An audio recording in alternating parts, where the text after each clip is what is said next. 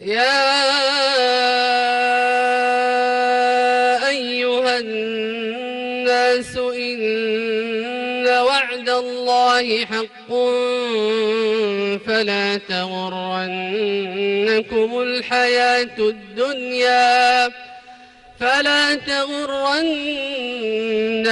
الحياة الدنيا ولا يغرنكم بالله الغرور.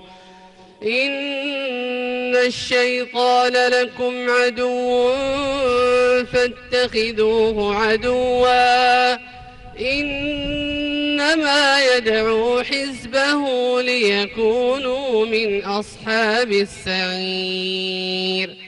الذين كفروا لهم عذاب شديد والذين آمنوا وعملوا الصالحات لهم مغفرة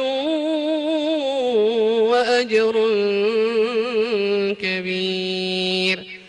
أفمن زين له سوء عمله فرآه حسنا فإن الله يضل من يشاء ويهدي من يشاء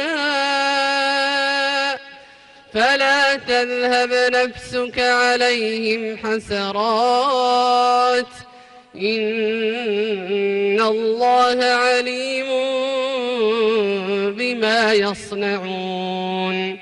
والله الذي أرسل الرياح فتثير سحابا فسقناه إلى بلد ميت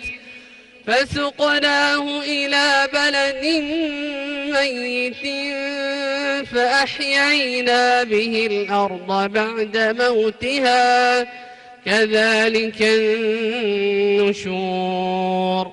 من كان يريد العزة فلله العزة جميعا إليه يصعد الكلم الطيب والعمل الصالح يرفعه والذين يمكرون السيئات لهم عذاب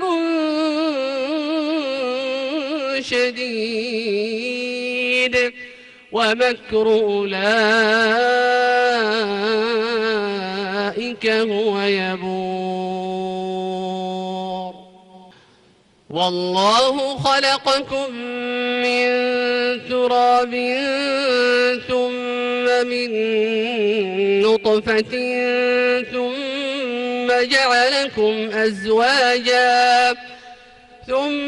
جعلكم أزواجا وما تحمل من أنثى ولا تضع إلا بعلمه وما يعمر من معمر ولا ينقص من عمره إلا في كتاب إن ذلك على الله يسير.